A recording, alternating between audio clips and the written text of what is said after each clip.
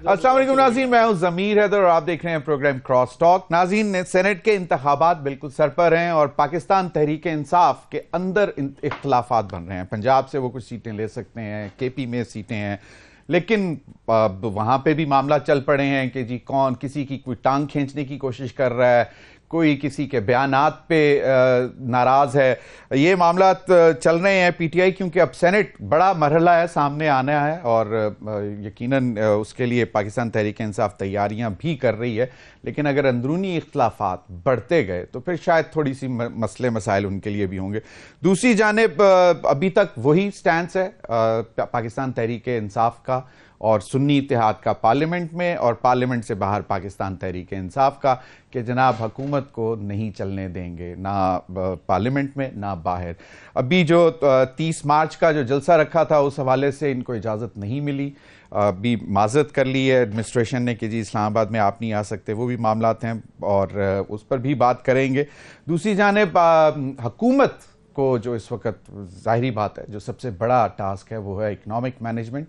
उसके लिए economic coordination committee ECC का मामला सामने आया। पहले प्राइम मिनिस्टर ने अपने पास रखा और फिर 24 घंटे के अंदर अंदर उसको तब्दील कर दिया गया और मोहम्मद औरंगजेब साहब को, जो कि ट्रेडिशनली फाइनेंस मिनिस्टर ही ईसीसी की मीटिंग चेयर करते हैं, उनको वापस किया गया। और इसमें काफ़ी जो है सवालात उठना शुरू हो गए कि जी क्या वजह थी, क्योंकि वो इलेक्टेड नहीं थे इसलिए उनको नहीं किया गया था, और फिर बाद में क्या वजूहत हुई कि उनको वापस ईसीसी का चेयरमैन बना दिया कमेटी का। इसाक डार साहब को कैबिनेट कमेटी ऑन प्राइवेटाइजेशन का अभी तक इतलात यही है कि वो चेयर करेंगे बतौर फॉरेन मिनिस्टर, लेकिन ये भी पहली दफ़ा ही हो रहा है क्योंकि finance minister he cabinet committee on privatisation भी चेयर करते थे। इन्हीं तमाम मामलों पर बात करेंगे। मेरे साथ स्टूडियो में मौजूद हैं जैन कुरैशी, रहनुमा सुन्नी इत्तेहाद काउंसिल। बहुत बहुत शुक्रिया जैन आपके वक्त का। राना एहसान अफजल साहब senior member Pakistan Muslim League Noon, but a young member as well. बहुत बहुत शुक्रिया राना साहब। कादर खान मंदोखेल साहब हमारे साथ मौजूद हैं, सीनियर रहनुमा पाकिस्तान पीपल्स पार्टी। आप तीनों का बहुत बहुत शुक्रिया। राना सनाउल्लाह साहब ने भी नाज़रीन एक बात की और अगले रोज़ एक निजी टीवी पर उनका ये ख्याल है कि शायद वो ये इत्तेहादी हुकूमत को 5 साल पूरा होते नहीं देख रहे। हालांकि अभी तक जो मामलात हैं उसमें लग ये रहा है कि मामला तब ये चलाने पड़ेंगे, 5 साल पूरे करने पड़ेंगे, क्योंकि सबसे बड़ा चैलेंज इकोनॉमिक स्टेबिलिटी है और पॉलिटिकल स्टेबिलिटी तभी होगी अगर कोई भी हुकूमत 5 साल मुकम्मल करेगी। राना एहसान अफजल साहब, क्यों परेशानी है? मतलब कोalition गवर्नमेंट है तो क्या है? फिर एक तरफ वो कह भी रहे हैं कि वसी तजुर्बा रखते हैं, जो 16 महीने का एक्सपीरियंस था पीडीएम गवर्नमेंट का, प्राइम मिनिस्टर शहबाज शरीफ साहब का, अब दोबारा वो he is in the driving seat. तो फिर भी वो कह रहे हैं कि भाई है तो कोalition और 2/3 मेजॉरिटी तो नहीं है हमारे पास, सिंपल मेजॉरिटी भी एज सच अब तो हो गई है, लेकिन खतरा क्या, परेशानी क्या है? बिस्मिल्लाहिर्रहमानिर्रहीम। देखिए, ये राना साहब का अपना पर्सनल ओपिनियन है और हर बंदे का हक है कि वो अपना पर्सनल ओपिनियन दे। बहरहाल बिल्कुल एक कोलिशन हुकूमत को चलाने में और ख़ास तौर पे ये माइनॉरिटी हुकूमत है कि हम डिपेंडेंट हैं पीपल्स पार्टी की सपोर्ट के ऊपर, और अगर वो सपोर्ट नहीं रहती तो ये हुकूमत नहीं रहती। तो बहरहाल हम तो इसी उम्मीद से हैं कि हम 5 साल पूरा करेंगे और डिलीवर करेंगे अपने वादों के ऊपर। जो कोलिशन हुकूमत की जो बारीकियां हैं या जो फ्रिक्शन पैदा होती है, उसके लिए प्राइम मिनिस्टर साहब एक कमेटी फॉर्म करेंगे, जो कि एक तरीके से एक कोऑर्डिनेशन कमेटी होगी हमारे कोलिशन पार्टनर्स के साथ, कि कोई भी हुकूमत कोई फैसला लेने जा रही है या स्टेप लेने जा रही है तो उस कमेटी के अंदर अपने कोलिशन पार्टनर्स के साथ उसको डिस्कस किया जाएगा। उनकी कोई अगर सवालात हुए, एप्रीहेंशंस हुई, तो वो भी डिस्कस की जाएंगी, ताकि सारे इन लूप रहें और अप टू डेट रहें कि हुकूमत कैसे चल रही है। हमारी कोशिश ये होगी कि ये कोलिशन कामयाब हो, 5 साल हो के लिए चले, क्योंकि पाकिस्तान को पॉलिटिकल स्टेबिलिटी चाहिए है। अनसर्टनिटी के अंदर और ये 2-3 साल में अगर हुकूमत खुदा न खास्ता अगर मुद्दत पूरी नहीं करती तो फिर एक पॉलिटिकल कन्फ्यूजन पैदा होगी जो माशी सूरत हाल के लिए ठीक नहीं होगी। तो मुख्तलिफ लोगों के तजिए हैं। राना साहब, ये प्रॉबेबली ये इसकी वजह ये भी हो सकती है कि शायद पीपल्स पार्टी ने, क्योंकि हुकूमत का हिस्सा नहीं बने, वो सपोर्ट कर रहे हैं आपको और इसलिए एक तलवार शायद लटक रही है।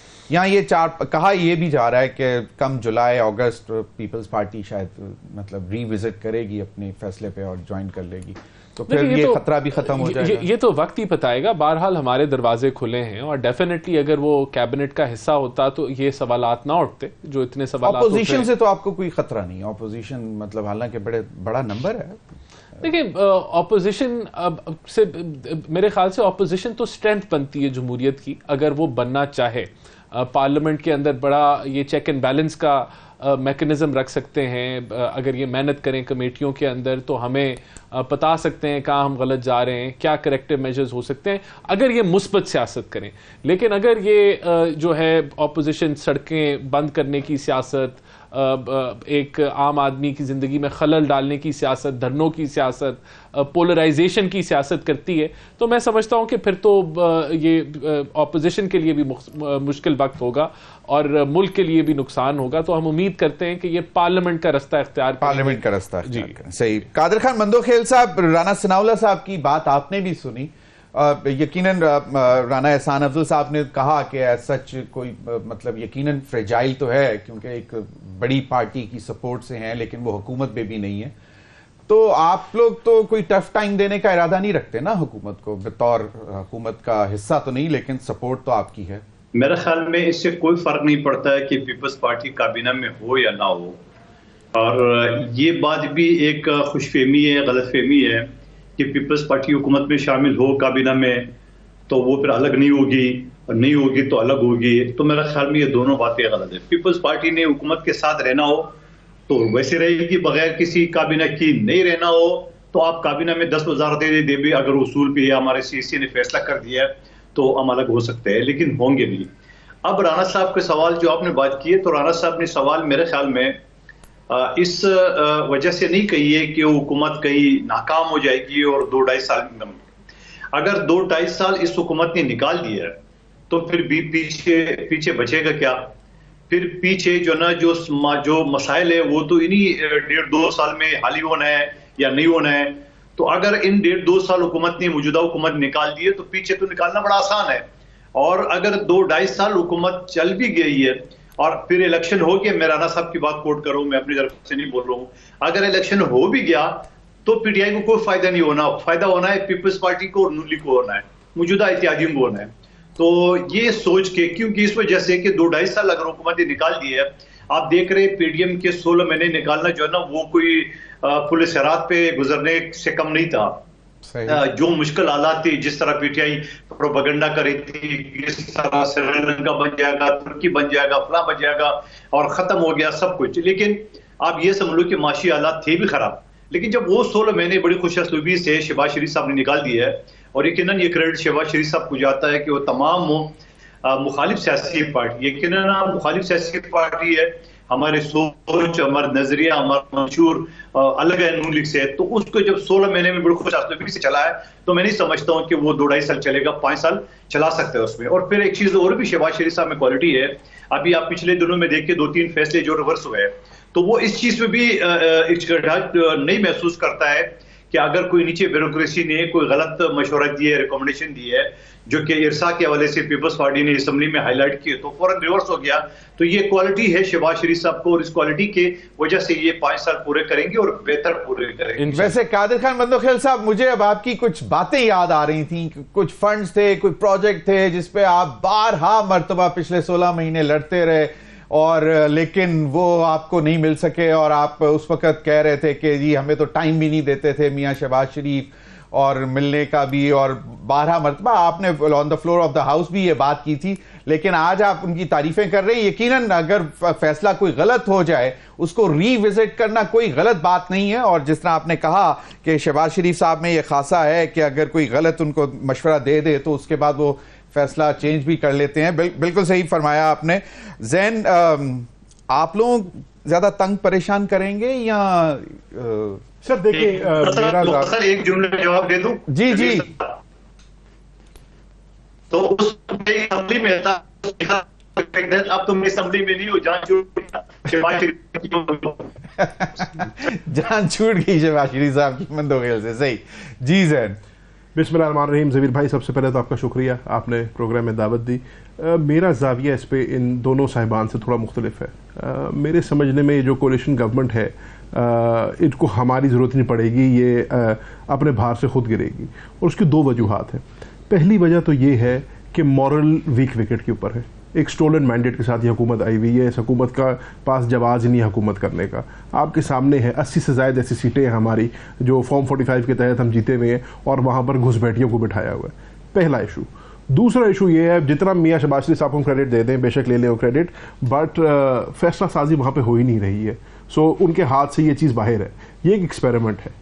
पीडीएम एक एक्सपेरिमेंट थी जिसको आपने अभी कोट किया 16 महीने की, तो और ये पीडीएम 2.0 की एक्सपेरिमेंट है। अच्छा। अब ये जो एक्सपेरिमेंट है ना, ये एक बहुत ही हाइब्रिड मॉडल पे चली गई है। आप कहते हैं कि हुकूमत का हिस्सा नहीं पीपल्स पार्टी हुकूमत का हिस्सा है, पीपल्स पार्टी काबीना का हिस्सा नहीं है। ठीक है ना? So this is something that can not function. ये नहीं हो सकता कि कॉन्स्टिट्यूशनल पोस्टें आप सारी ले लें, सदर आपका हो, चेयरमैन सेनेट आपका हो, गवर्नर साहबान आपके हों, लेकिन जो जब फ्लैग पड़े, जब IMF के प्रोग्राम में आप जाएंगे, जब महंगाई होगी, आज बात हो रही है कि जी 150% से गैस को बढ़ाने की बात हो रही है, बिजली के रेट को बढ़ाने की बात हो रही है, तो जब वो वाला फ्लैग पड़ेगा वो सिर्फ मुस्लिम लीग नून ले। तो वो जो आप बात कर रहे हैं ना कि जुलाई में ये होगा, मैं आपको आज बैठ के प्रेडिक्ट कर रहा हूँ। और मैंने जिस दिन हुकूमत मार्ज़ वजूद में आई थी उस दिन ये बात की थी कि वो वक्त दूर नहीं है जब पाकिस्तान पीपल्स पार्टी नून लीग की मजबूरी बन जाएगी पीपल्स पार्टी को काबीना का हिस्सा में लेके आना, और ये पीपल्स पार्टी को काबीना में आना पड़ेगा।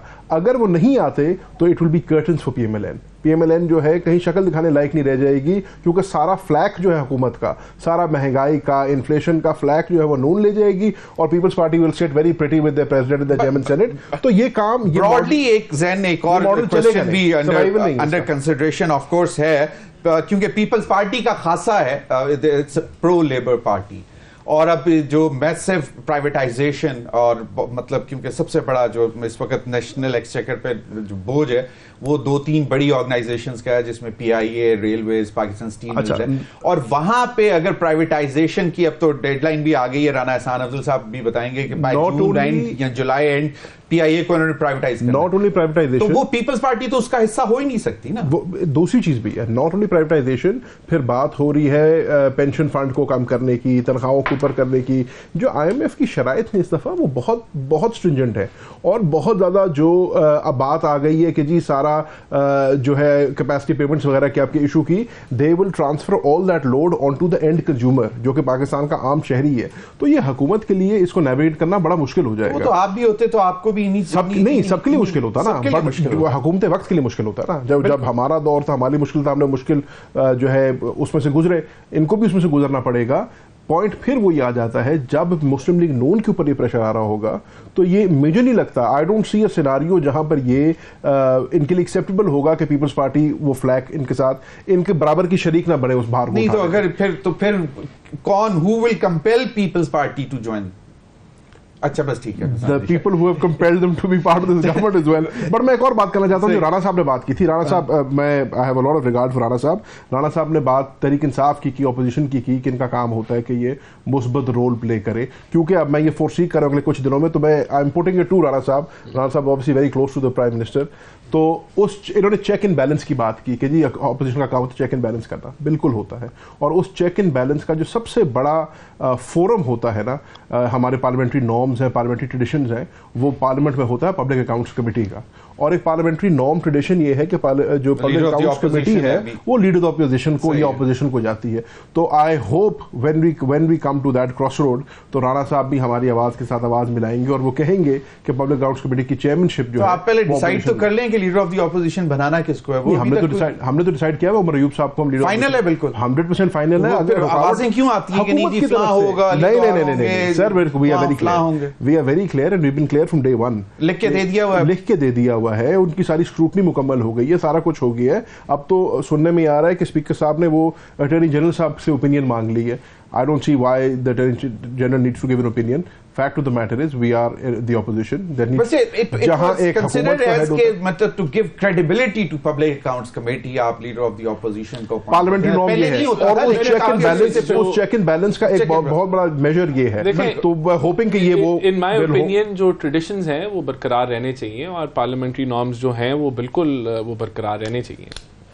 That is my It's not a hard and fast rule. It's not a hard नहीं, लेकिन एक ट्रेडिशन बनी है। बिल्कुल ठीक, राणा साहब ठीक फरमा रहे हैं, it is a parliamentary tradition, there is no rule, there is no law, exactly, but वही in the interest of keeping that check and balance. मैं सेकंड कह रहा हूं कि बरकरार रहने चाहिए जी, क्यों नहीं रहने चाहिए, बिल्कुल। अभी कादिर खान मंदोखिल साहब ने, लेकिन मैं प्रेडिक्ट कर रहा हूं कि बरकरार नहीं रहेंगे।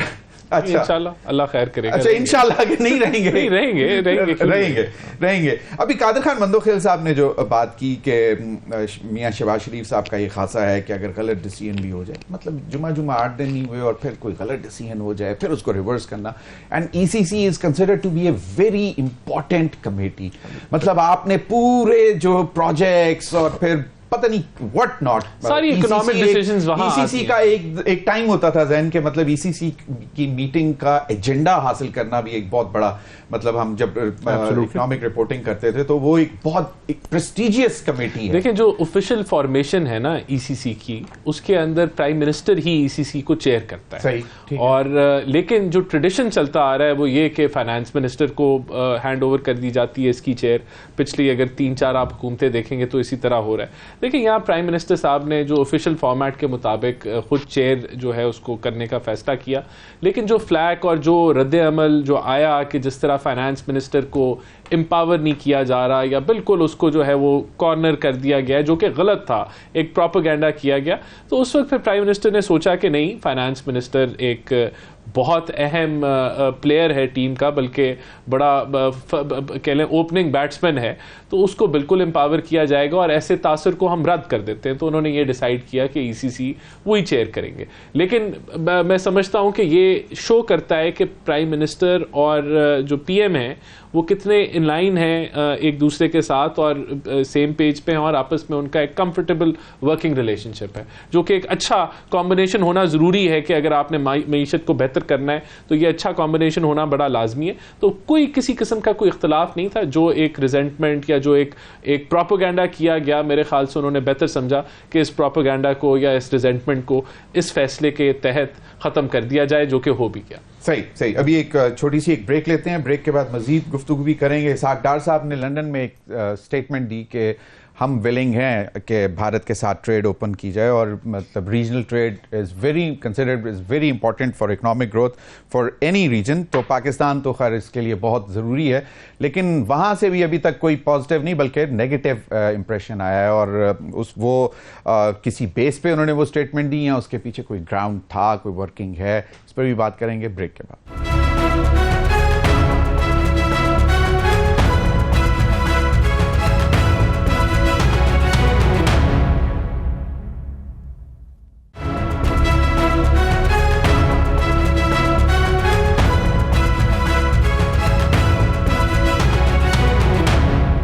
वेलकम बैक नाज़रीन। राना एहसान साहब, आपसे क्विकली शुरू करूंगा। मैं चाहूंगा कि ब्रीफली आप जरा हमें बताएं कि ये इस पे कोई, क्योंकि आपने पहले दिन से जितनी भी इकोनॉमिक रिलेटेड मीटिंग्स हुई हैं आप उसका हिस्सा रहे हैं, and trade is considered to be very important, और अगर आपकी एक्सपोर्ट्स नहीं बढ़ रही तो तब भी प्रॉब्लम है, और इंपोर्ट्स अगर कम हो रही हैं तो वो that reflects negatively on the GDP as well. आपको भी मालूम है, आप मतलब इकोनॉमिक इशूज़ को बहुत बेहतर तरीके से समझते हैं।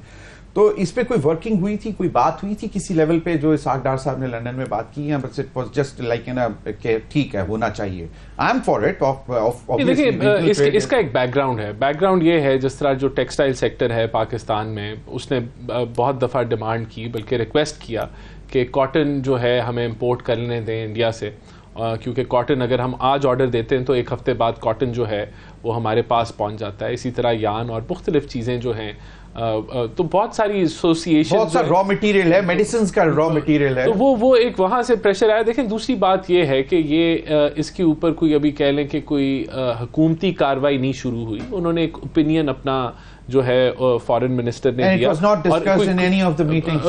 अभी कोई ऐसी कोई डिस्कशन इसके ऊपर नहीं हुई, ना हमने कोई राब्ता किया। एक उन्होंने अपना ख्याल पेश किया और शायद इसके ऊपर आगे काम हो। देखिए, आपने ये फैसला करना है कि जब दो मुल्क बदतरीन सिचुएशन में भी एक दूसरे के साथ होते हैं फॉरेन रिलेशनशिप्स के हवाले से, तो आपने देखा चीन और इंडिया की स्कर्मिशेस हो रही थी लेकिन उन्होंने ट्रेड बरकरार रखी।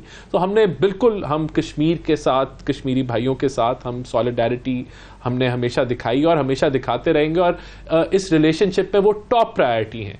लेकिन हमने ये देखना है कि क्या जो ट्रेड बैन करके कोई हमारे कश्मीरी भाइयों को फ़ायदा हो रहा है, क्या हम कोई उनके लिए बेहतरी हासिल कर पा रहे हैं, और अगर नहीं कर पा रहे तो बिल्कुल उसको रिव्यू करना चाहिए। बहरहाल पीपल टू पीपल कांटेक्ट तो हमें याद है मुशर्रफ साहब के ज़माने में बस सर्विस भी शुरू हुई, श्रीनगर मुजफ्फराबाद बस सर्विस, और वो तो होना चाहिए। तो चलें, मतलब जेस्चर तो एक जाने चाहिए पॉजिटिव, इसमें तो मेरा ख्याल में आप देखिए अभी इस पे गवर्नमेंट आगे जब ये कभी किसी फॉर्मल लेवल पे ऊपर बात आई फिर जरूर इस पे हुकूमत फैसला करेगी। मेरा पर्सनल ओपिनियन ये है कि ट्रेड वो रास्ता निकालती है जहां बहुत सारी आपकी ट्रेड नेगोशिएशंस के लिए आज काबुल एक ग्रुप पहुंचा। देखिए अब आप देखें ना, जो तिजारत है ना, और काबुल जो है दरवाजे खोलती है, साथ उसके ऐसी वीडियोस हमें सामने नजर आ रही हैं कि अफगान तालिबान और पैम्परिंग टीटीपी के जी, मतलब देखिए मेरा तो ज़मीर साहब सिर्फ इतना सा मौक़िफ़ है कि अगर आपके दरवाजे बंद हैं, अगर आपकी बातचीत बंद है,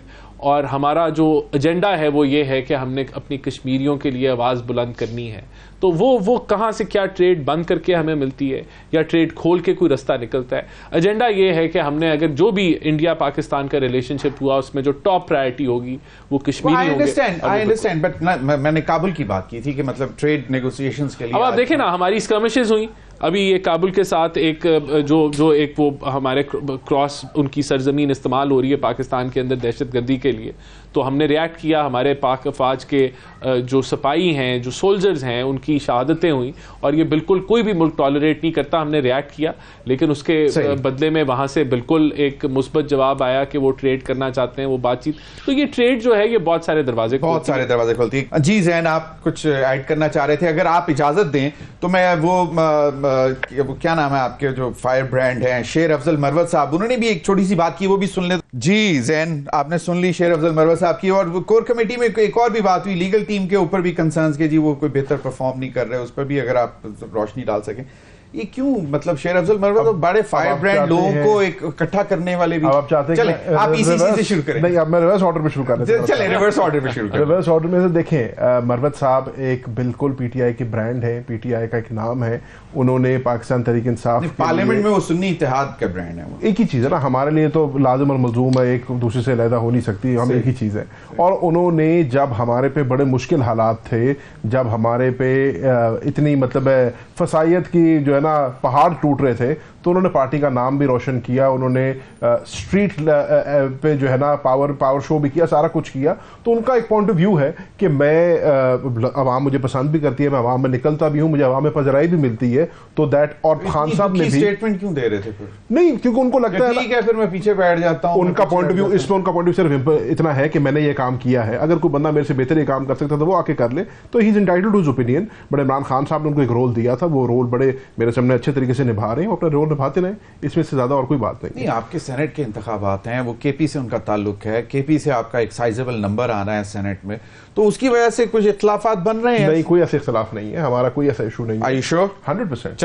मैंने आपको पहले बताया ना, उनको एक रोल दिया, वो अपना रोल निभा कोर कमेटी में लीगल टीम के ऊपर जो क्वेश्चन उठ रहे हैं कि जी वो केसेस अच्छी तरह नहीं परसू कर पा रहे, वो पहले भी हम सुनते थे। That can be an opinion, वो किसी की एक ओपिनियन हो सकती है, but the core committee is the apex body in our party, और वो फैसले करती है, और हम सब कोर कमेटी के फैसलों के पाबंद हैं, और हम उसके फैसलों तोड़-फोड़ का शिकार कोई तोड़-फोड़ नहीं है। सिंपल सी बात है सर, हमारी पार्टी जिस आग के दरिया को अबूर करके निकली है ना, हम उस आग में कुंदन बन गए हैं, हम जेल कर गए हैं। पार्टी के अंदर अगर डिफरेंस ऑफ ओपिनियन हो, अगर कोई थोड़ी बहुत इख्तलाफ हो, तो ये जमहूरियत का हुस्न है, वो होना चाहिए, उससे ज्यादा नहीं करना चाहिए। ईसीसी पे भी आप सर ईसीसी से शुरू करें, मुझे आप 2 मिनट देंगे। पहली बात तो ईसीसी आपने खुद का एक बहुत इंपॉर्टेंट फोरम है, और अगर वज़ीर आज़म साहब ईसीसी को चेयर करना चाहते हैं वो लाख दफा करें, as is his constitutional right, but जब फॉरेन मिनिस्टर साहब इंक्रोच करेंगे फाइनेंस मिनिस्टर के कामों में ना, तो फिर ना वो अपना काम, सीसीओपी की मीटिंग चेयर करेंगे, absolutely, cabinet committee on privatisation and other things,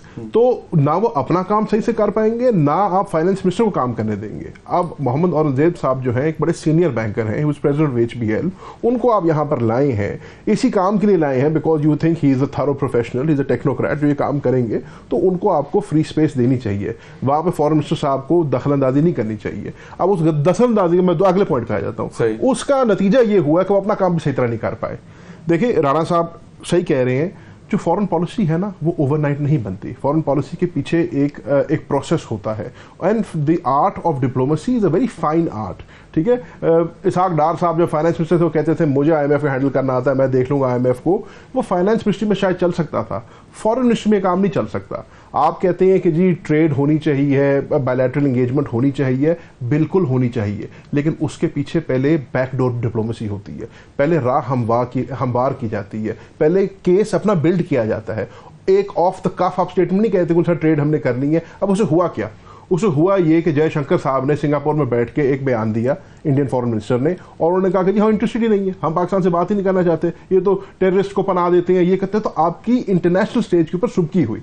यही चीज़ अगर आप ट्रेड खोलना चाहते हैं, अगर आप उनके साथ एंगेजमेंट करना चाहते हैं तो गलत बात नहीं है, बट मेहरबानी करके डिप्लोमेटिक नॉर्म्स के अंदर करें, पहले अपनी तैयारी करें। ये जो ऑफ द कफ हम बैठ के बयान दे देते हैं ना, मतलब है सुर्खियों की जीनत बनने के लिए, this damages foreign policy, and foreign policy को डैमेज करना शायद एक जुमला लगता है उसको खराब करने में, लेकिन बनाने में साल लग जाते हैं। जैन मैं क्विकली एक छोटी सी बात करूंगा, क्योंकि मैं हमेशा से ये कहता रहता हूं कि दो ऐसी मिनिस्ट्रीज हैं जो बेसिकली मिनिस्ट्रीज नहीं है, वो थिंक टैंक होते हैं। एक प्लानिंग एंड डेवलपमेंट जो कि थिंक टैंक के तौर पर काम करता है, विजन बनाता है, देखता है, स्टडीज करता है इंटरनेशनली, और दूसरी foreign ministry. It is not a ministry only, it's a think tank. जिस तरह आपने कहा कि बहुत वर्किंग हो रही होती है, उस पर रिसर्च हो रही होती है। आपने कोई और बात मुकम्मल करनी थी? नहीं, अब आगे कर देंगे। भूल गए जी। मेरी उसमें बात सिर्फ इतनी थी कि as foreign minister, since he is now the foreign minister of Pakistan, he has to behave like the foreign minister of Pakistan, and as foreign minister of Pakistan he has to choose his words very carefully. इसका मैं जवाब दूंगा। Diplomacy का मकसद ही ये है कि आपने बड़े नाप तोल के बात करनी है। यहाँ पर मतलब है off the cuff remarks you can not shoot from the hip as a foreign minister of Pakistan. As a foreign minister जी। राना एहसान अब्दुल साहब, देखिए इन्होंने बिल्कुल ठीक कहा, और ये इनको जो है वो इमरान खान साहब को भी बात बतानी चाहिए थी कि जब वो साइफर को लहरा रहे थे तो इन्होंने वही जो ये कह रहे हैं, हमने तो फिर एक पॉजिटिव जेस्चर दिया, जिसका अगर उनके फॉरेन मिनिस्टर ने नेगेटिव जवाब दिया तो इंटरनेशनल कम्युनिटी उसको भाम सकती है कि कौन नेगेटिव बात कर रहा है और कौन पॉजिटिव बात कर रहा है। लेकिन बात इन्होंने ठीक की कि अगर if you take one wrong step तो उसके बहुत बड़े रिपरकशंस हैं। और वो खान साहब ने जब साइफर लहराया था और जब उन्होंने एब्सोल्युटली नॉट का एक झूठा नारा लगाया था कि वो मांग ही नहीं रहे थे कोई यहाँ कोई जगह या कोई अड्डा या कोई और चीज, वो तो एग्जिट कर रहे थे, और वो उन्होंने जो पॉपुलिस्ट नारा सिर्फ अपनी लोकल सियासत के लिए किया, उसने डैमेज किया चीजों को। देखें जहां तक CCPO की बात है, देखें जो कैबिनेट कमेटी ऑन प्राइवेटाइजेशन है उसका in any case member foreign minister होता है, क्योंकि प्राइवेटाइजेशन के अंदर आपने अगर इंटरनेशनल फाइनेंस को अट्रैक्ट करना है तो उसमें फॉरेन मिनिस्टर का एक रोल होता है। तो बात ये कि इन दैट केस अगर आपने किसी अपने दोस्त ममालिक को अट्रैक्ट करना है किसी बड़ी तो CCPO का मेंबर उन्होंने इन एनी केस होना था फॉरेन मिनिस्टर ने। तो जब आप मेंबर हैं तो आपको टाइम तो उतना ही लगाना है जितना चेयरमैन ने लगाना है। वो जो बात कर रहे हैं कि इंटरफेरेंस, क्योंकि इसहाक डार साहब का एक स्टाइल था, मिफ्ता इस्माइल साहब फाइनेंस मिनिस्टर, तो he was interfering from London. मुझे वकाल देखें, let me put my case. देखें CCPO का मेंबर उन्होंने डिफॉल्ट होना ही था, और टाइम भी उतना लगना था जितना एज ए चेयरमैन लगना था, क्योंकि वो एक सीनियर पॉलिटिशियन है, और उस कमेटी को अगर आप देख लेंगे तो वो पहले भी हेड करते रहे हैं और वो प्राइवेटाइजेशन को अच्छे तरीके से समझते हैं, तो उनको ये जिम्मेदारी सौंपी गई। तो मैं समझता हूं कि वो बिल्कुल अपना जो रोल उन्होंने एज ए फॉरेन मिनिस्टर अदा करना है वो भी बखूबी अदा करेंगे, और यहां भी वो अपना रोल अदा करेंगे। तो उस बेचारे अलीम खान को फिर किस चीज का वजीर बनाया? नहीं देखें, अलीम खान जो है वो लीड करेगा प्राइवेटाइजेशन एफर्ट को। मैं देखिए सर, द आइडिया इज के आपको पता है मेरी आदत नहीं है टिट फॉर टैट करने की, इन्होंने खान साहब का साइफर लहरा दी है, बट फिर इनको वो भी याद होना चाहिए मियां नवाज शरीफ का नरेंद्र मोदी को घर बुला के केक खिलाना, पगड़ियां बांटना, वो भी हुआ। आंखों ने क्या क्या नहीं देखा, लेकिन डोनाल्ड लू ने तो बिल्कुल वो सारा केस ही सारा पलट दिया ना। डोनाल्ड लू कहता है कि it was nothing like that, वो भी हमारे सामने आ गया और आपने उसको भी झूठा डिक्लेयर कर दिया। आप क्या डोनाल्ड लूट से चाह रहे थे कि वो आके इतराफ कर ले कि हाँ मैंने सारी बातें की हैं? देखिए सर, कांग्रेस कमेटी के सामने बैठा हुआ था, तो व्हाई वुड ही लाई? दो इंपॉर्टेंट चीजें हैं। पहली बात, the existence of the cipher. आप तो इतना ऐसा कहते रहे कि साइफर था ही कोई चीज़ नहीं, तो डोनाल्ड लू ने ये तो आपको बता दिया कि साइफर था, मेरी मीटिंग हुई, मैंने बात की। दूसरी बात अब इसमें जो उससे भी ज़्यादा इंपॉर्टेंट बात है कि साइफर तो मान गए थे ना, जब वो कहते हैं कि जी साइफर गुम गया, तो इसका मतलब है कि कोई चीज़ थी तो गुम हुई ना। एग्जैक्टली, हवा में तो कोई चीज़ नहीं होती। एग्जैक्टली, तो फिर उसके ऊपर अभी तक आप मंजर आम पे नहीं ला सके ना। अगर आप आज की, अब हम अपने टॉपिक से हट जाएंगे लेकिन मैं छोटी सी बात पे कर देता हूँ, अगर आज की आप इस्लामाबाद हाईकोर्ट की प्रोसीडिंग्स देख लें तो उसमें जज साहबान ने यही रिमार्क्स दिए हैं कि आपने पूरे साइफर पे जो केस बनाया है वो आपने इस बात पे बनाया है कि इमरान खान साहब ने साइफर को अपने ज़ाती मफाद के लिए इस्तेमाल किया। इमरान खान साहब ने साइफर के फैक्ट्स को ट्विस्ट किया पॉलिटिकल गेन के लिए। लेकिन हकीकत ये है, आज साल होने को आ गया है, ना साइफर की शक्ल किसी जज ने देखी है, ना प्रोसिक्यूशन ने देखी है, ना डिफेंस ने देखी। वो तो एक ऐसा कॉन्फिडेंशियल डॉक्यूमेंट है, वो तो दिखाई नहीं सकते। नहीं तो सील्ड एनवेलप में, तो फिर आप कैसे सुप्रीम कोर्ट दिया था, जमीर भाई, सील्ड एनवेलप में स्पीकर के पास था सील। देखिए ना सर, सिंपल सी बात है, मैंने कागज रखा है ना यहाँ पे, आपको नहीं पता उसमें क्या लिखा हुआ है। जब आपको पता ही नहीं है कि मेरे से कॉन्टेक्स्ट क्या है, वो जो लहराया गया था दैट कुड आल्सो बी। नहीं, एक second, my point is different. जब आपको पता ही नहीं है कि मैंने इस डॉक्यूमेंट में लिखा क्या है, आप ये कैसे डिटरमिन कर सकते हैं कि मैंने उसके फैक्ट्स ट्विस्ट किए हैं या नहीं किए? And this has become the major point in this trial. अब होगा क्या इस ट्रायल में? ये ट्रायल उड़ गई है आज, और वो इसलिए उड़ गई है कि या तो आप साइफर को पेश करेंगे, जो कि आपने करना नहीं है, या आप मानेंगे कि जी हमें पता ही नहीं था, हमने एक मनगढ़ंत पॉलिटिकली विक्टिमाइज्ड केस बना दिया। बिल्कुल सही। कादिर खान बंदोखिल साहब, आप उस वक्त कनेक्ट नहीं हो सका, कोई प्रॉब्लम आ गई थी। मैंने सवाल ये किया था कि सेनेट के इंतखाबात बिल्कुल राउंड द कॉर्नर हैं, और क्लेम ये है पाकिस्तान पीपल्स पार्टी का कि अब वो एक लार्जेस्ट पार्टी होगी अपर हाउस में, और चेयरमैन सेनेट भी यूसुफ रजा गिलानी साहब होंगे। फिर बीच में और भी आवाजें सुनने को मिल जाती हैं, तो वो अभी कंफ्यूजन क्लियर हो गई है या अभी चल रही है? नहीं, पोजीशन तो हमारी क्लियर है। आप देख रहे हैं सिंध में हम 12 में से 11 सीटें ले रहे हैं यहाँ सिंध में। इसी तरह बलूचिस्तान में हम 12 में से 7 सीटें ले रहे हैं, और इस्लामाबाद की 2 सीटें हमारी है। तो आप इससे अंदाज़ा लगा ले, पिछले के अलावा तो हम सबसे बड़ी पार्टी तो होंगे, लेकिन साथ साथ हमारे साथ एहतियाती भी है। तो जो पीटीआई के दोस्त तो दूसरे चैनल पे मेरे साथ हिसाब किताब कर रहे थे कि हमारे 30-32 होंगे। भाई अगर 30-32 भी आपके हो गए, जो कि नहीं होना है, तो हम तो पीछे 70 बचते हैं, तो हम तो फिर भी ज्यादा है आपसे। अच्छा, दूसरी बात, इंपॉर्टेंट बात, जो परेशान है सेनेट के इलेक्शन से पीटीआई के दोस्त, उसकी असल वजह क्या है? असल वजह, मेरे साथ पिछले हफ्ते में हामिद रजा साहब बैठे हुए थे किसी चैनल पे, वो ये कह रहे थे कि सुन्नी एहतियात कौंसिल में ये जो पीटीआई के आजाद लोग हैं वो इस वजह से शामिल कर लिए कि वो फ्लोर क्रॉसिंग का यानी बागी ना हो जाए, लोटे का लफ्ज मैं इस्तेमाल नहीं करूंगा, तो वो चीज तो मानी नहीं। वो तो जब इनके सबसे पसंदीदा कोर्ट पेशावर हाई कोर्ट चले गए, वहां भी उनने हरी झंडी दिखा दी है कि ये नहीं हो सकता है। तो अब इनका सारा जो फोकस है या खर्चा है, उनको ये है कि सेनेट में इनके लोग चूंकि आजाद है, उनके ऊपर कोई फ्लोर क्रॉसिंग का कानून लागू नहीं होता है, तो वो इधर उधर जा सकते हैं। असल सूरत ये है। अच्छा, फिर उसके अलावा जो दूसरी चीजें अगर आप देख लें, जो इनके अंदर टूट फूट की जो बात आपने शेर अफजल मरवत साहब की बात की पहले सेगमेंट में, शेर अफजल मरवत साहब से या उसकी आपने बात की थी कौमी असम्बली में जो ना वो कमेटी के लीडर ऑफ द अपोजिशन के अलावा जो दूसरी PAC chairman public accounts committee, अब वो इसके लिए कोई कानून तो है नहीं है, न कोई आईन में लिखा हुआ है कि ये अपोजिशन लीडर को दिया जाता है। चलो अगर थोड़ी देर माजी के कुछ रवायत इस तरह है जो अपोजिशन लीडर को दिए गए, मगर वो तो अपोजिशन लीडर को भी नहीं दे रहे। अपोजिशन लीडर तो उन्होंने एक डिक्टेटर के पोते को चुन लिया कि चलो भाई तू जाके आगे चल काम करे, मगर जो अखबारात या टीवी के जरिए जो हमें पता चला है, वो तो पब्लिक अकाउंट कमेटी के लिए तो शेर अफजल मरवत साहब का नाम दे रहे, यानी अपोजिशन लीडर को तो नहीं कर रहे। तो यहां भी इनको एक चीज करे, तो मैं समझ रहा हूं अगर हुकूमत उसको दे भी दे तो कोई फर्क नहीं पड़ेगा। फर्क इस वजह से नहीं पड़ेगा कि ये वैसे सेनेट के इलेक्शन से ये टूट फूट का शिकार हो जाएंगे। आप देखेंगे कई दड़े पंजाब में बनेंगे और कई दड़े जो ना वो में बनेंगे। बाकी सिंध में तो बराए नाम ही इनके 8 लोग हैं, वो बेचारे अगर टिक के बिरे जाए तो कोई फर्क नहीं पड़ेगा, बलूचिस्तान में तो है ही नहीं कोई इनका। तो मैं ये समझ रहा हूँ कि वैसे टूट फूट के शिकार हो जाएंगे। ये हमारी फिक्र छोड़ दे, ये अपनी जो परिंदे जिनने इकट्ठे किए कपस के अंदर, तो उसको जोड़ के रखे।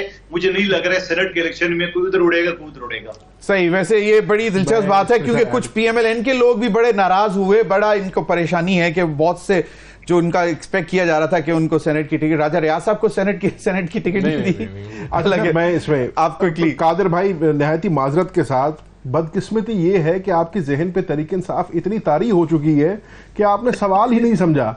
इशू तरीके इंसाफ का था ही नहीं। सवाल का जवाब दिए ना जमीर भाई का सवाल ये था, सुने तो सही ना, जमीर भाई का सवाल ये था कि चेयरमैन सेनेट के लिए क्या यूसुफ गिलानी साहब कैंडिडेट है या काकड़ साहब कैंडिडेट है। आपने उस सवाल का जवाब नहीं दिया, आप पूरी कहानी तरीके तरफ ले गए।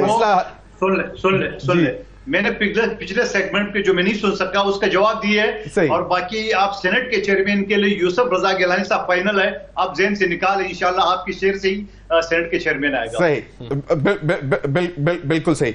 अच्छा जैन, एक बड़ा आज एक केस सामने आया आहद चीमा साहब के हवाले से कि जी HSN कॉलेज में उनके 2 बच्चे थे और फिर गवर्नर ने अपने इख्तियारात इस्तेमाल किए और मतलब शायद प्राइम मिनिस्टर ने भी इंटरवीन किया। अच्छा सर, मैं इसके ऊपर ना एज ए सियासतदान बात नहीं करता, मैं इसके ऊपर एक साबिक मेंबर बोर्ड ऑफ गवर्नर, वैसे अता तारड़ साहब ने इसकी तरदीद भी कर दी है वैसे, लेकिन एक बहुत बड़ा एक मेरे समझने में एक बहुत बड़ा नुकसान हुआ है हमारा। I have remained a member of the board of governor HSN college और मैं प्रिंसिपल को भी बहुत अच्छी तरह जानता हूँ, इस मसले को भी बहुत अच्छी तरह जानता हूँ। होता क्या है, जब हम तजावुज करते हैं अपने इख्तियारात से, अपने एक कॉन्स्टिट्यूशनल रोल से, तो नुकसान होता है। अब मैं ये नहीं कि मैं माइकल टॉमसन की कोई वो कर रहा हूँ, fact of the matter is कि अगर आप HSN कॉलेज की 125-26 साल हिस्ट्री में प्रिंसिपल्स को देखें ना, तो आई थिंक टॉप 3 प्रिंसिपल्स में माइकल टॉमसन का नाम आएगा, जितना उन्होंने अच्छा काम किया और अक्रॉस द बोर्ड। अगेन मैं इसमें सियासत बिल्कुल नहीं कर रहा हूँ, कोई सियासी बात नहीं कर रहा हूँ, मैंने उनके साथ काम किया बोर्ड के अंदर भी।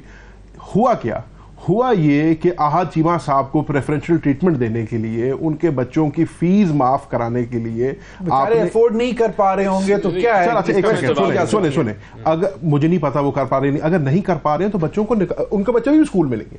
What you need to understand is कि पॉलिसी ये है कि अगर आपका ट्रांसफर हो गया, अगर आप शहर छोड़ के चले गए हैं, तो आपको 2 साल के लिए अलाउंस मिलती है कि आप अपने बच्चे की जगह रिटेन कर सकते हैं। ऑब्वियसली HSN कॉलेज के अंदर and you keep on paying the fees for that period. No, वो तो वेव थी, इन्होंने उसमें एक्सटेंशन ली है, इन्होंने कहा कि जी मुझे तो और 1 साल और के लिए कर दो। अच्छा 2 साल। अब उसमें दो मसले हो रहे हैं। पहला मसला ये हो रहा है आप किसी एक ऐसे बच्चे का हक मार रहे हैं जो स्कूल में जा सकता है और नहीं जा रहा, और दूसरा मसला ये हो रहा है कि आप स्कूल के रेवेन्यू को डैमेज कर रहे हैं, क्योंकि स्कूल तो एक मतलब नॉन प्रॉफिट। अच्छा तीसरी चीज क्या हुई है, जो यूनिलैटरल फैसला गवर्नर साहब ने किया है, उन्होंने आहद चीमा की तो फी माफ कर दी, उन्होंने साथ साथ कह दिया कि इस तरह के this should be considered as president और इज आइंदा for the next 3 years. So that Rana साहब आप जरूर बात कीजिएगा, मैं special this is something that we are very emotional about, हमारे स्कूल की बात है। मसला क्या होता है, अगर आप ये प्रेसिडेंट सेट कर देंगे ना कि 3 साल के लिए हर किसी की फी माफ हो जाएगी और हर कोई ये काम करने लग जाएगा, स्टेटिस्टिकली आपको बता रहा हूं 200 से 250 ऐसे केसेस HSN कॉलेज में हर साल आते हैं लोगों के जो अपना उसको फ्रीज करा के जाना चाहते हैं। That is a huge revenue loss to the school and school की वायबिलिटी और फिजिबिलिटी खत्म हो जाती है। बिल्कुल आपका पॉइंट आ गया। राना एहसान अफजल साहब इस पर क्विकली, क्योंकि देखिए मेरा भी वो स्कूल है और मैं भी एज अ माशाल्लाह we have got HSonians today जी। देखिए बात ये है कि वो सर्विस में थे, उनको वो शिफ्ट हो गए सर्विस की वजह से, तो उन्होंने रिक्वेस्ट की कि हमें लॉन्ग लीव दे दें, और वो स्कूल में पढ़ नहीं रहे थे। और वैसे भी देखें आप सोचें कि एक ऑफिसर जो है वो 2 बच्चों की, एक ही बच्चे की 2 स्कूलों में फ़ी भरे, तो उन्होंने वेवर मांगा। उस वेवर जो उन्होंने मांगा वो बोर्ड ऑफ गवर्नर्स ने अप्रूव कर दिया, उस पॉलिसी को अप्रूव कर दिया। अब वो पॉलिसी इंप्लीमेंट नहीं की जा रही थी, तो ये मसला था। ये उन्होंने कोई तो मतलब इतना मसला था कि the principal would go to the extent of putting up his principal. देखें मैं उनकी the principal is did a great job overall. जी कादिर खान मंदोखिल साहब, मैं ज़ैन कुरैशी की बात से इत्तेफाक करता हूं, क्योंकि यकीनन ये बोर्ड ऑफ डायरेक्टर के मेंबर रहे होंगे तो उनको पता होगा। और ये भी मैं राना साहब की बात से भी इत्तेफाक करता हूं कि एक शख्स जो 2 साल से नहीं थी, अब 1 साल और रह गया, तो उसके लिए अपने बच्चों को मुस्तकबिल या डबल खर्चा तो नहीं कर सकता है। लेकिन सबसे अफसोसनाक पहलू क्या है, सबसे अफसोसनाक पहलू ये है कि गवर्नर ने इल्जाम लगाया है प्रिंसिपल के ऊपर कि 40 लाख तनख्वाह ले रहे थे और हमने इसकी इंक्वायरी शुरू कर दी।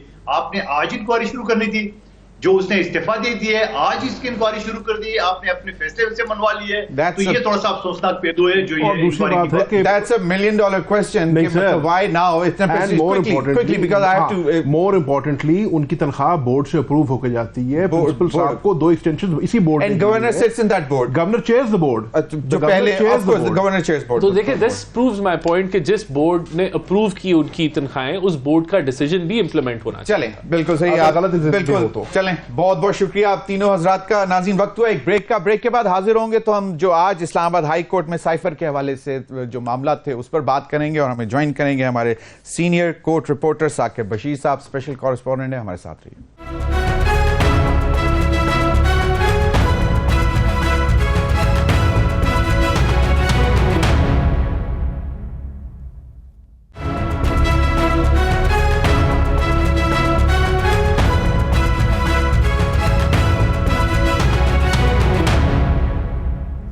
वेलकम बैक नाज़रीन, हमें ज्वाइन किया है साकिब बशीर, हमारे स्पेशल कॉरेस्पॉन्डेंट, कोर्ट रिपोर्टर, मामला जो अदालतों में चलते हैं उन पर बड़ी गहरी नज़र रखते हैं। बहुत बहुत शुक्रिया साकिब आपके वक्त का।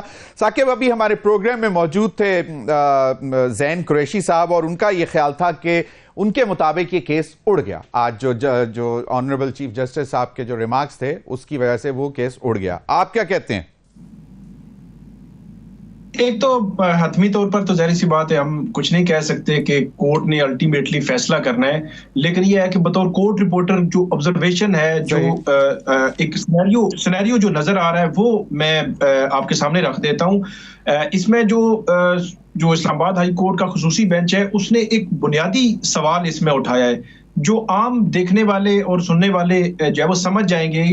बुनियादी सवाल ये है कि जो साइफर है जिसकी बुनियाद पर सजा दी गई है, जिसकी बुनियाद पर यह कहा गया है कि उसको पब्लिक में लेके गए, जिसकी बुनियाद पर कहा गया उसको ट्विस्ट किया गया, जिसकी बुनियाद पर कहा गया कि उसको किसी पाकिस्तान के किसी दुश्मन मुल्क ने इस्तेमाल किया और उसकी वजह से रियासत पाकिस्तान को नुकसान हुआ है, तो इस वजह से सजा दे दी गई। तो अदालत ने बुनियादी सवाल ये उठाया कि वो साइफर या वो जो एक टेक्स्ट है, को प्लेन कोई कॉपी है, वो कहाँ पे डॉक्यूमेंट है, वो किसी डॉक्यूमेंट है, किसी जो ट्रायल था किसी लम्हे अदालत को दिखाई गई। अगर अदालत ने यह भी सवाल उठाया कि अगर फर्ज कर लें वो क्लासिफाइड डॉक्यूमेंट है, कोई ऐसा डॉक्यूमेंट है जो पब्लिक नहीं किया जा सकता, ना प्रोसिक्यूशन के जो डिफेंस है उसके साथ भी नहीं शेयर किया जा सकता, तो सिर्फ जो ट्रायल जज है वो सिर्फ देख लेता अपना, क्योंकि उन्होंने फैसला लिखना है, अपना माइंड तो बनाना है ना कि इतने गवाह आ गए हैं, एक गवाह ने, दूसरे ने, 20 गवाह जो है वो उनके बयानात रिकॉर्ड हुए, तो जो सेंट्रल पॉइंट मिसिंग है। जस्टिस मियां गुल हसन औरंगजेब ने बड़ी इंपॉर्टेंट बात की, उन्होंने कहा कि आप कह रहे हैं कि किसी जो दुश्मन मुल्क है उसने जो है वो फायदा उठाया, तो उसका मतन कहां पे है, ना जज को पता है, ना प्रोसिक्यूशन, ना डिफेंस को पता है। तो इस सवाल के इर्द गिर्द क्योंकि बेंच जो है वो घूम रहा है, तो ऐसा लगता है कि इस सवाल का जवाब, क्योंकि आज बेंच की जानिब से यह भी कहा गया कि जो बेनिफिट ऑफ डाउट है वो तो अल्टीमेटली आखिर में फिर मुल्ज़म को जाता है, क्योंकि यहाँ पे कोई चीज रिकॉर्ड पे तो मौजूद नहीं है। बिल्कुल, लेकिन साकिब कहीं पे क्योंकि लगता है ऐसे है कि शायद जब डोनाल्ड लू के भी रिमार्क्स सामने आ गए, तो आपको क्या लगता है उन रिमार्क्स को भी सामने रखते हुए, जो कार्रवाई चल रही है उसको भी सामने रखते हुए, कि साबिक बानी पीटीआई और शाह महमूद कुरैशी साहब के लिए मुश्किलात पैदा होंगी आइंदा आने वाले दिनों में? नहीं, मेरा ख्याल ये है कि इम्कान ऐसा लग रहा है कि शायद साइफर केस की हद तक उनके लिए कुछ जो है वो आसानियां पैदा हो सकती हैं जिस तरफ बेंच जा रहा है, क्योंकि ये जो बुनियादी मैंने आपको सवाल आपके सामने रखा है, इस सवाल का जवाब अब एफआईए ने देना है, कल नहीं तो अगली जो नेक्स्ट हियरिंग होगी उस पर उन्होंने देना है कि वो कैसे जस्टिफाई करेंगे। फिर जो गाइडलाइंस हैं साइफर की वो रिकॉर्ड पे नहीं आई, फिर मल्टीपल इसमें है, फिर जो वन साइडेड सारा ट्रायल हुआ है जिसमें तकरीबन 18 से 20 गवाह जो है वो इनकी गैर मौजूदगी में हुए, हक़े दिफा भी नहीं था, जरा भी नहीं था, फाइनल आर्गूमेंट्स भी नहीं हुए, तो वन साइड आर्गूमेंट हुआ है। तो फिर एक और बात जो है कि जितना जो डोनाल्ड लू की बात है, डोनाल्ड लू का यहाँ पे कहीं पे कोई जिक्र नहीं आएगा, ना आया है ना आएगा। उसकी वजह यह है कि ट्रायल कोर्ट ने 30 जनवरी को जो फैसला दे दिया है, उसी फैसले के अंदर रहकर अब जो है वो अदालत उससे बाहर नहीं जा सकती। मतलब कोई नया फ्रेश कोई एविडेंस, मतलब फर्ज करें अदालत कह रही है कि कोशिश तो करेगी ना, प्रोसिक्यूशन नहीं तो वो टोटली बिल्कुल अब मतलब प्रोसिक्यूशन तो जोर लगाने की कोशिश करेगी कि जी now there is an evidence of a statement by concern person जिसके हवाले से साइफर का जिक्र आ रहा था। वो ऐसी कोशिश कर सकते हैं, लेकिन फर्ज करें कि ऐसी वो अगर कोशिश करते भी हैं तो उसको जस्टिफाई कैसे करेंगे? वो तो ये फिगर इन होगा। एक और बात जो है कि जो पीटीआई की जो कोर कमेटी है उसमें उनकी लीगल टीम के ऊपर क्वेश्चंस उठाए जा रहे हैं। तो अभी तक आप क्योंकि सारे केसेस देखते आ रहे हैं, जो भी पीटीआई की legal team legal eagles case pursue कर रहे हैं, आपको लगता है कि उनके ऊपर क्रिटिसिज्म जायज है या ये इट्स अ फ्रिवलेस एलिगेशन? असल में जब लीगल टीम कहते हैं तो लीगल टीम का मतलब यह है कि वो सारे वकील नहीं होते। लीगल टीम का मतलब यह है कि जो बंदा रोस्टम पे खड़ा होकर अदालत के सामने आर्गुमेंट्स कर रहा है, और वो है बैरिस्टर सलमान सफदर, बैरिस्टर सलमान अकरम राजा। ये जो वकील हैं इन्होंने बड़े जबरदस्त तरीके से केसेस लड़े हैं। इसके अलावा सिकंदर जुल्करनैन सलीम है, उस्मान गिल हैं, अली जफर हैं। मेरा नहीं ख्याल कि इन पे क्रिटिसिज्म जायज है। इन्होंने बड़े जबरदस्त तरीके से केसेस लड़े हैं और तमाम केसेस लड़े हैं। मैं एक की बात नहीं कर रहा, इक्का दुक्का चीजें रह जाती हैं। बाकी जो लीगल टीम के लोग हैं वो जाहिर सी बात है कोर्ट में तो होते हैं, लेकिन कोर्ट केस की पैरवी जो है वो नहीं कर रहे होते उस तरह। सही। तो फिर ये जो क्रिटिसिज्म है ये फिर किन वकला पे? अगर वो पैरवी भी नहीं कर रहे तो फिर क्या सिर्फ इस पे क्रिटिसिज्म है कि बहुत सारे जो लीगल ईगल्स हैं वो अब पार्लियामेंट में आके बैठ गए हैं, इस वजह से क्रिटिसिज्म लगता है? नहीं, वो आउट ऑफ कोर्ट जो उनकी प्लानिंग होती है ना, उस पे क्रिटिसिज्म है कि उन्होंने सुन्नी इत्तेहाद काउंसिल में जाना था या एमडब्ल्यूएम में जाना था या शिरानी ग्रुप के साथ जाना था। वो उनका एक एडमिनिस्ट्रेटिव साइड से जो उनकी जो कोर कमेटी है उसका जो डिसीजन है, वहां पे भी तो सारे वकील ही बैठे हुए हैं, तो वो उस जो डिसीजन है उस पे क्रिटिसिज्म हो रहा है कि सारे वकील थे, सारे कानून जानते थे, इसके बावजूद ये गलतियां क्यों हो रही हैं। सही। साकिब क्विकली मुझे बताएं कि ये फौजी अदालतों में जो सिविलियन के ट्रायल का मामला ये अब कहां तक पहुंचा है, कहां तक चलेगा? मेरा ख्याल है बहुत जल्द इसमें कोई बड़ा ब्रेक थ्रू हो सकता है, क्योंकि सुप्रीम कोर्ट ने यह कहा है कि जो आइंदा 2-3 रोज में समाअत होनी है तो उसमें यह कहा गया है कि जो ट्रायल्स हैं उसके हवाले से समरी दें, कौन से लोग रिहा हो सकते हैं, कौन सी क्या किसकी पोजीशन क्या है। इस हवाले से कोई ब्रेक थ्रू भी हो सकता है इस हवाले से, क्योंकि सुप्रीम कोर्ट अगर ये कहे कि मिलिट्री कोर्ट्स उसके फैसले अनाउंस कर दे तो फिर पता चल जाएगा कितने बंदे रिहा होने हैं, कितनों की कम सजाएं और कितनों की ज्यादा सजाएं हैं। सही। बहुत बहुत शुक्रिया साकिब बशीर, आपके वक्त के लिए इतना ही। इजाजत दीजिए, अल्लाह हाफिज।